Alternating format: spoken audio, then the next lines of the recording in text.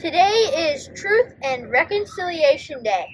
As we are wearing our orange shirts today, please remember that every child matters. Let us honor the experiences of the indigenous peoples. Let's celebrate their resilience.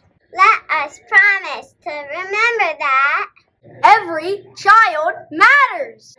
When we stand for the planning of O Canada, it is important to understand the history that has brought you to live on this land that we know called Canada.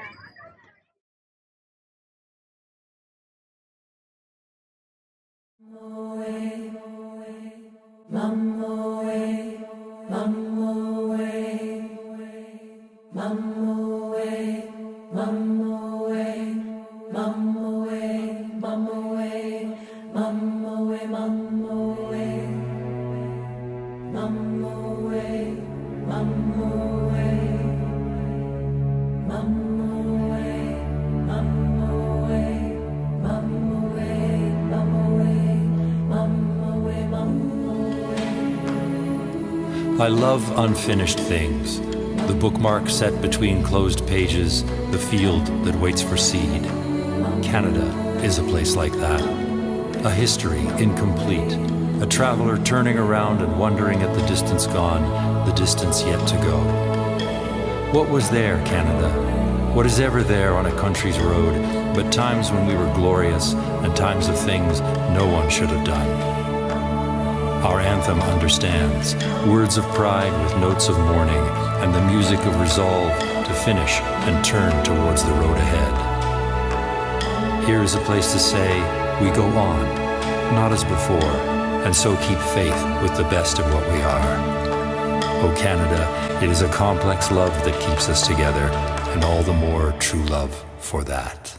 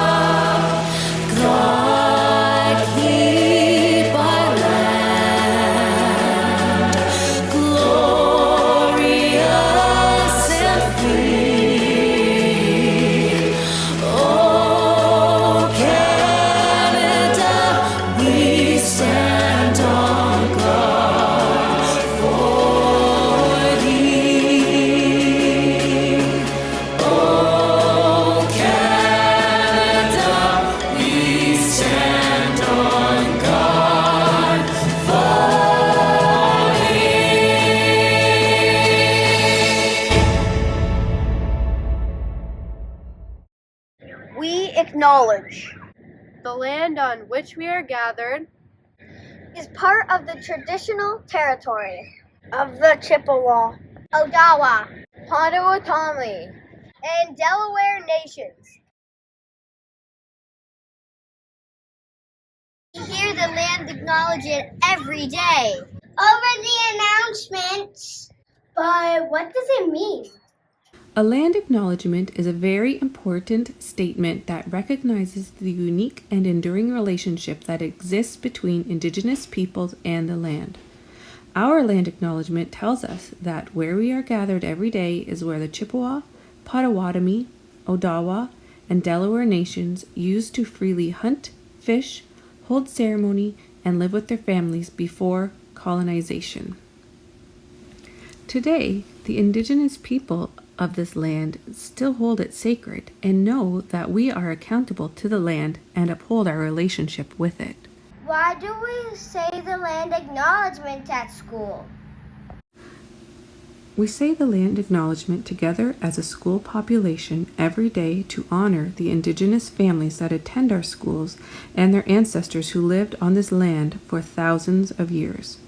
We honor the traditional people and their shared history with the land on which our businesses, homes, and schools are now found.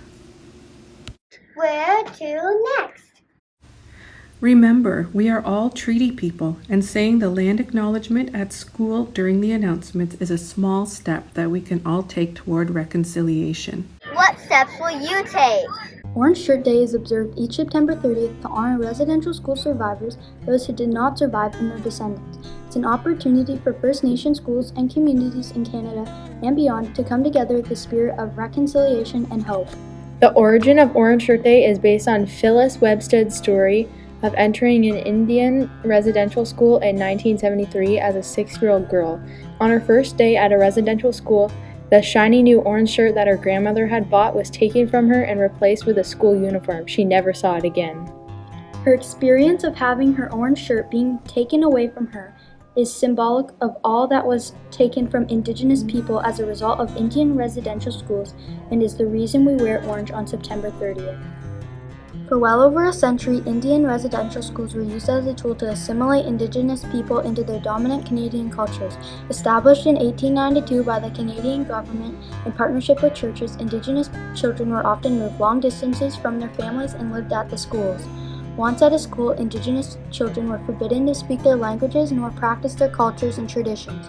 Living conditions for students in Indian residential schools were often harsh, and there was often significant emotional, physical, and sexual abuse of the students. Ready on? Police get chwabani Ganama sit lai jadim Del bedausen Eskamadamus and Negnigam in Jasin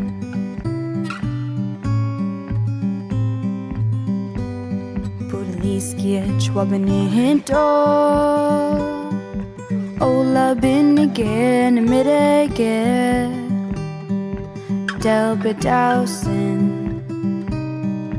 Eskamadamus and Negnige seyasin Budaliskiet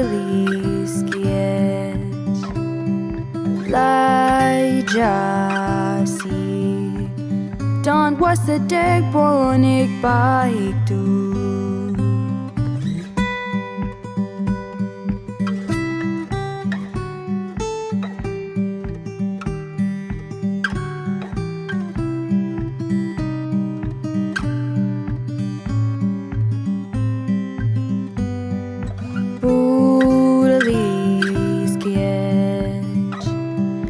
Lai jasi Don was the deg bonik baik du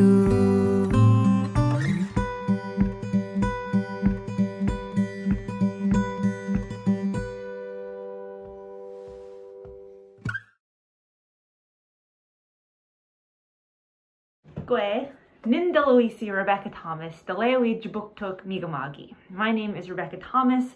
I'm from Halifax, Nova Scotia, and I am the author of Finding My Talk.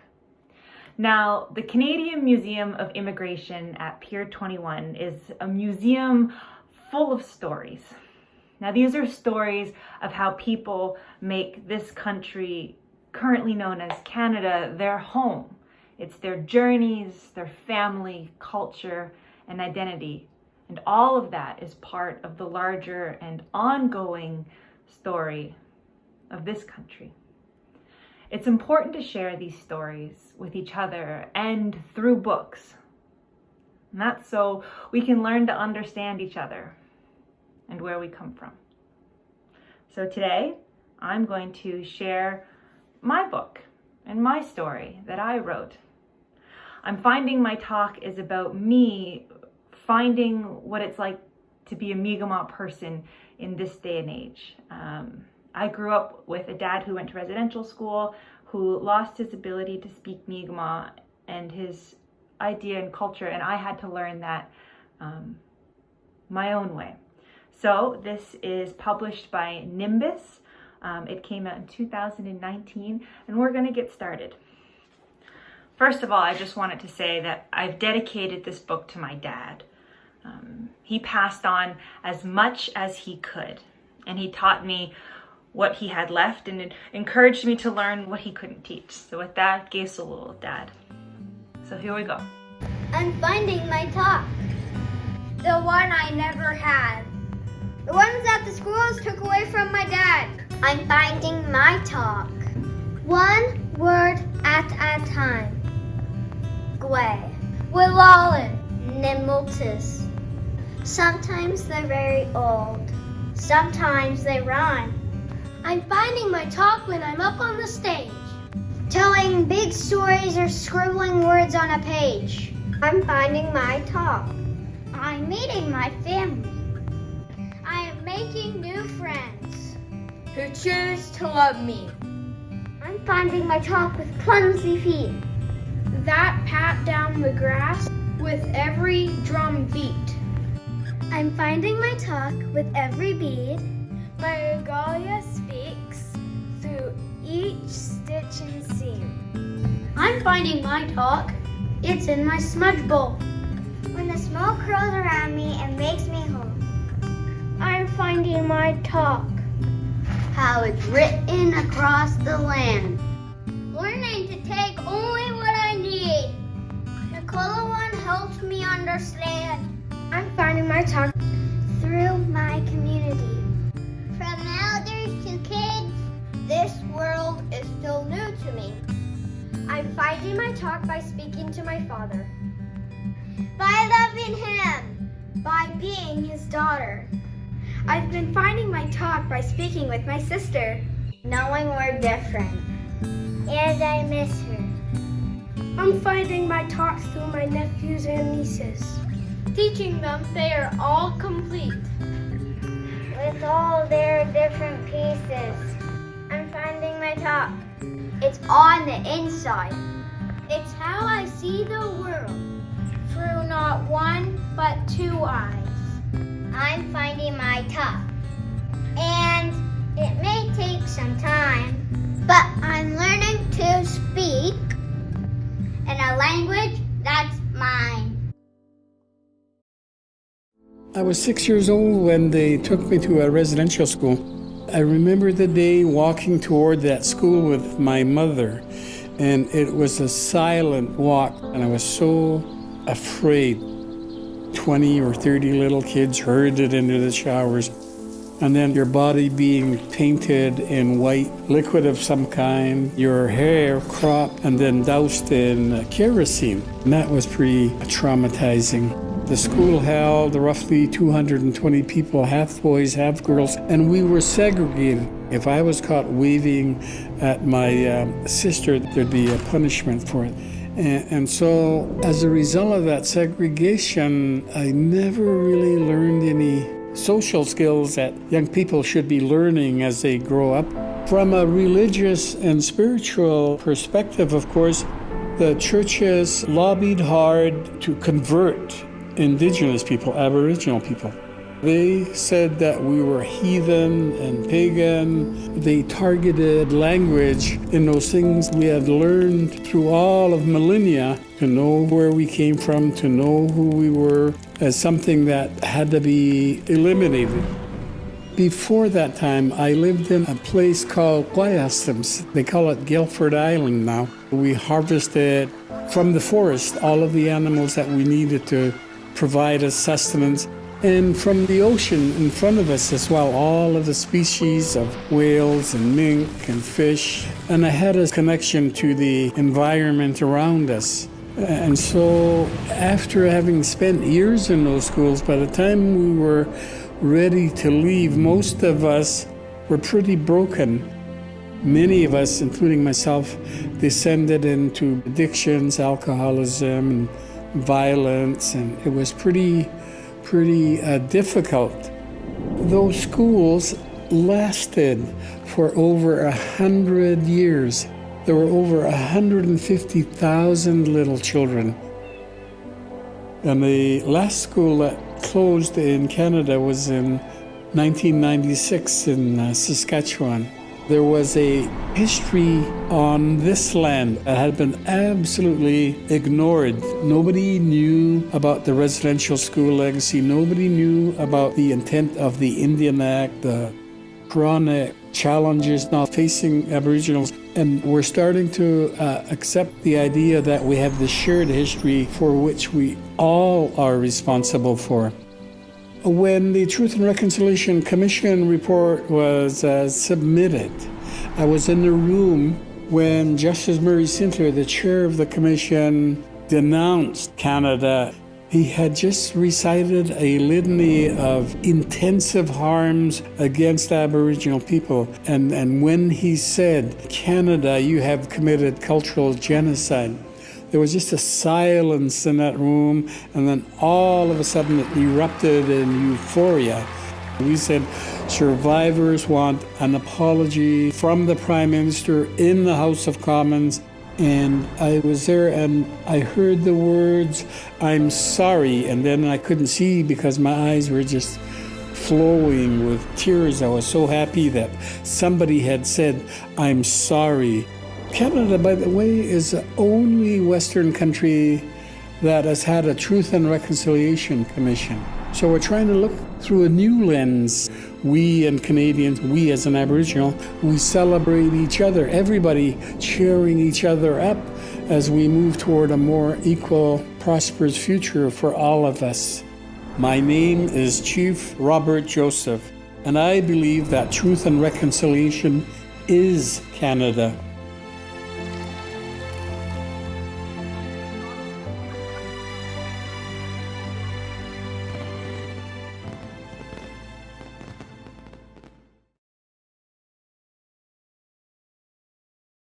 We will now listen to our honor song. This song is by the Isaac Brothers. This song is being shared to honor the talent of Indigenous children who went to residential schools. We acknowledge them. And we honor the thousands of children who didn't get to go home.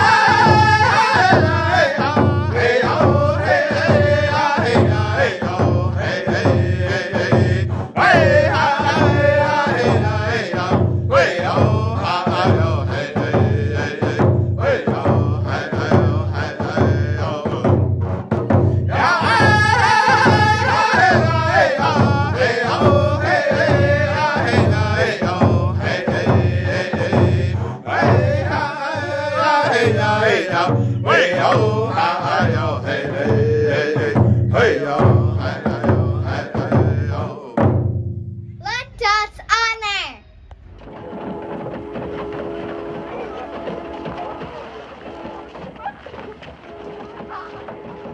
In the name of the Father, Our Lady of Good Studies. Pray for us. Our Lady of Good Studies. Pray for us. Our Lady of Good Studies. Pray for us. In the name of the Father.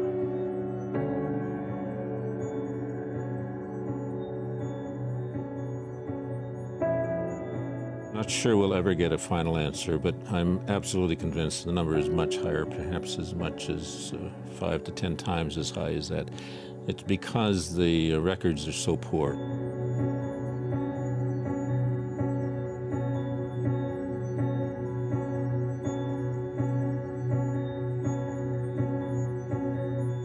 They just didn't bother keeping track of children who died.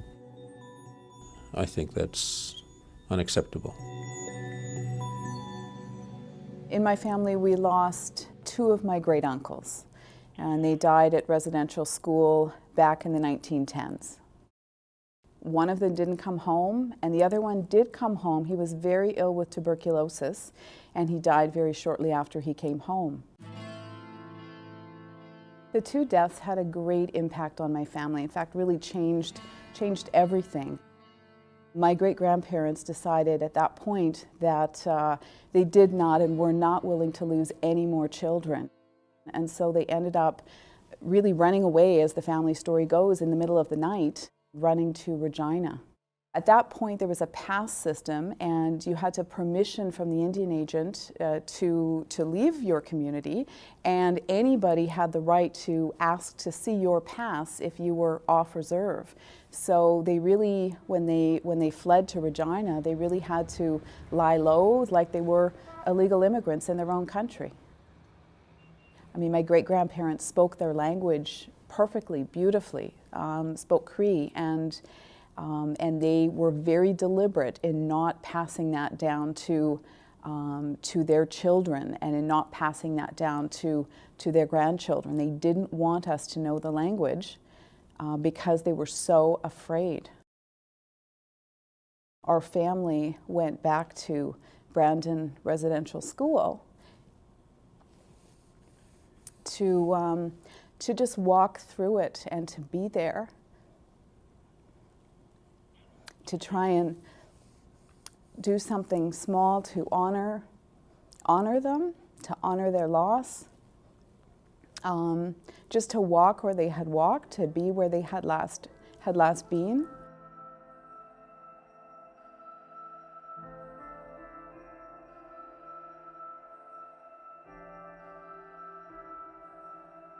In the 1970s, we understand that a group of Girl Guides were planting trees and ended up discovering what was a grave site, a cemetery of sorts, but it was not marked. Part of the Indians' problem is in assimilating with the rest of the nation. So much horror and terror went on. When I think about the propaganda,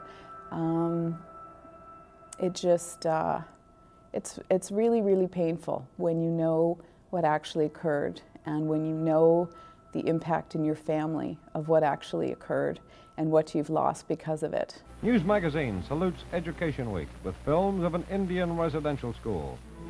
They learn not only games and tradition, but the mastery of words, which will open... I have a very strong feeling about the way we were portrayed.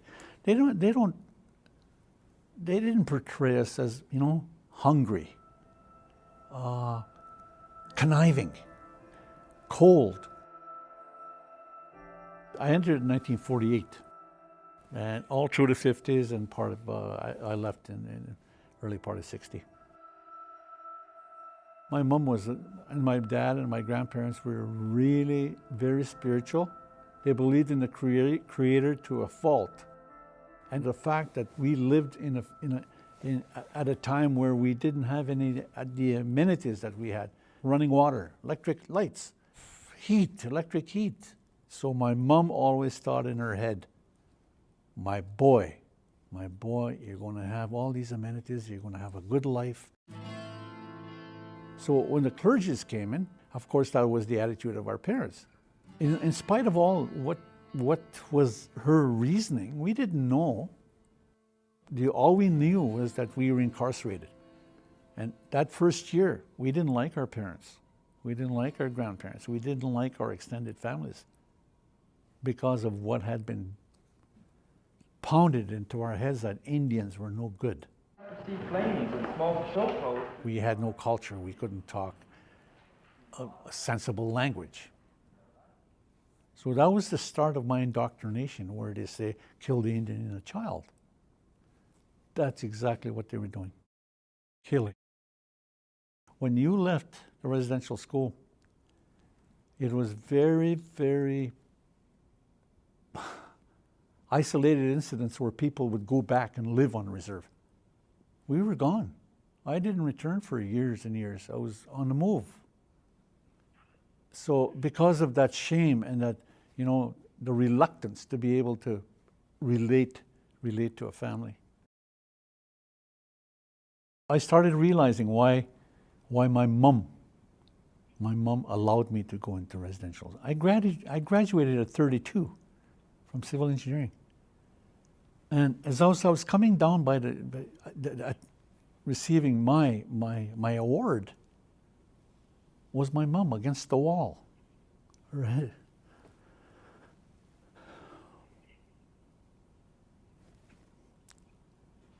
I'm sorry, I've told this story before, but I think that's the most significant. That's the hardest thing to be able to realize, that my mom, almost 1,000 miles away, I graduated in Alberta, and my mom was living in Fort Alexander, just north of Winnipeg here. Who should be sitting against the wall on that day was my mom. Her goal of having me graduate, what she didn't even understand in the early years, as to graduate. She was sitting right there on my day of graduation. All the abuses I've suffered, everything that's happened through my life, do not compare to what I experienced that day.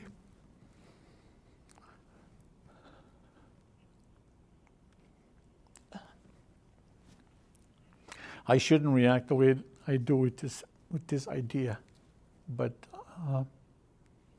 I think my whole life, the whole purpose of why I got incarcerated, the whole reasoning sits on that scene. So thank you, staff and students of Dresden Area Central School, for taking time to honor the experiences of Indigenous peoples. We celebrate their resilience. We affirm a commitment that every child matters.